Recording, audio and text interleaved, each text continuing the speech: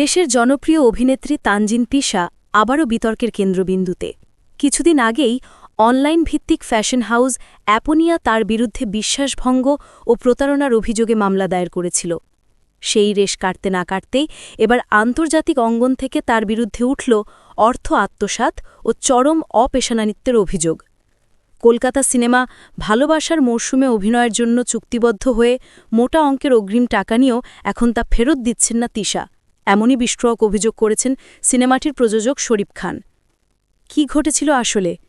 জানা যায়, এম.এন. রাজ পরিচালিত ভালোবাসার মরশুম সিনেমায় বলিউডের 3 ইডিয়টস খ্যাত অভিনেতা শরমন যোশীর বিপরীতে অভিনয়ের কথা ছিল তানজিন তিশার। বাংলাদেশ ও ভারতের দর্শকদের জন্য এটি ছিল দারুণ এক চমক। কিন্তু শেষ মুহূর্তে ভিসা জটিলতার কথা বলে সিনেমাটি থেকে সরে দাঁড়ান তিশা। তবে অনুসন্ধানে বেরিয়ে এসেছে ভিন্ন গল্প। সিনেমাটির প্রযোজক শরীফ খানের সঙ্গে যোগাযোগ করা হলে তিনি জানান, তিশার অসহযোগিতা ও বারবার মিথ্যাচারের কারণেই তাকে সিনেমা থেকে বাদ দেওয়া হয়েছে। কিন্তু বাদ পড়ার পর অগ্রিম নেওয়া টাকা ফেরত দিতে টালবাহানা করছেন অভিনেত্রী। টাকার অঙ্ক ও লেনদেন। প্রযোজক শরীফ খান বলেন, আমরা চরিত্রটির জন্য তিশাকেই পারফেক্ট মনে করেছিলাম। বাংলাদেশে এসে তার সঙ্গে অগ্রিমেন্টও করি। প্রথমে তাকে ৩০,০০০ ভারতীয় রুপি অগ্রিম দেওয়া হয়। এরপর তিশার এক বোনের ব্যাঙ্ক অ্যাকাউন্টের মাধ্যমে আমরা তাকে বাংলাদেশি ৪,১২,০০০ টাকা পাঠাই। ভিসা স্লট ও শিডিউল নিয়ে নাটক। টাকা নেওয়ার পর থেকেই শুরু হয় তিশার তালবাহানা। প্রযোজক বলেন, সবকিছু চূড়ান্ত হওয়ার পর আমাদের প্রোডাকশন হাউস থেকেই তার ভিসা প্রসেসিং ও স্লট রেডি করে দেওয়া হয়। কিন্তু বিপত্তি ঘটে স্লট ডেটের মাত্র ২ দিন আগে। ভারতীয় হাইকমিশন থেকে স্লট পাওয়া কতটা কঠিন তা সবাই জানেন। অনেক কাঠখড় পুড়িয়ে স্লট নেওয়ার পর হঠাৎ তিশা জানান তিনি যেতে পারবেন না, অথচ এটা তার আরও আগে জানানো উচিত ছিল। প্রযোজক আরও জানান, তিশার এই হুটহাট সিদ্ধান্তের কারণে তাকে পুরো শুটিং শিডিউল বদলাতে হয়, যা ছিল অত্যন্ত ব্যয়বহুল। শরমন যোশী শিডিউল থেকে শুরু করে লোকেশন বুকিং সবকিছুতেই বড় লোকসানে পড়েন প্রযোজক। সাকিবের দোহাই এবং টাকা নিয়ে গড়িমাসি।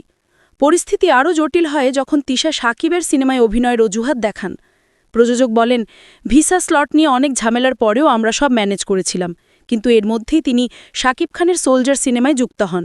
আমাকে ফোন দিয়ে বলেন, শাকিব খানের সিনেমার জন্য কলকাতার কাজটি আরও ১-২ মাস পিছিয়ে দিতে হবে। তখনই আমার ধৈর্যের বাঁধ ভাঙে। শরীফ খান বলেন, আমি তাকে স্পষ্ট জানিয়ে দিই, তোমাকে আর এই সিনেমা করতে হবে না, আমরা তোমাকে বাদ দিয়ে দিলাম, তুমি আমার টাকাটা ফেরত দিয়ে দাও। কিন্তু সিনেমা থেকে বাদ পড়ার পর তিনি আর সেই টাকা ফেরত দিচ্ছেন না। ডকুমেন্টস চাইলেও ২০-২৫ দিন ঘুরিয়ে ফেরত দেন, কিন্তু টাকার বিষয়ে তিনি নীরব। খায়রুল বাসারের সততা বনাম তানজিন তিশার প্রতারণা।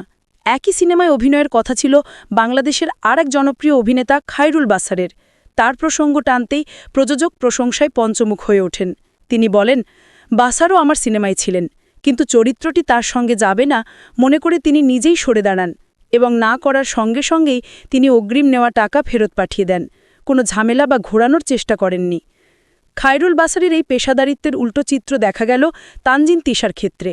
বর্তমানে কলকাতার এই সিনেমাটিতে তিশার বদলে নেওয়া হয়েছে উড়িষ্যার জনপ্রিয় অভিনেত্রী শিবালী সংগীতাকে।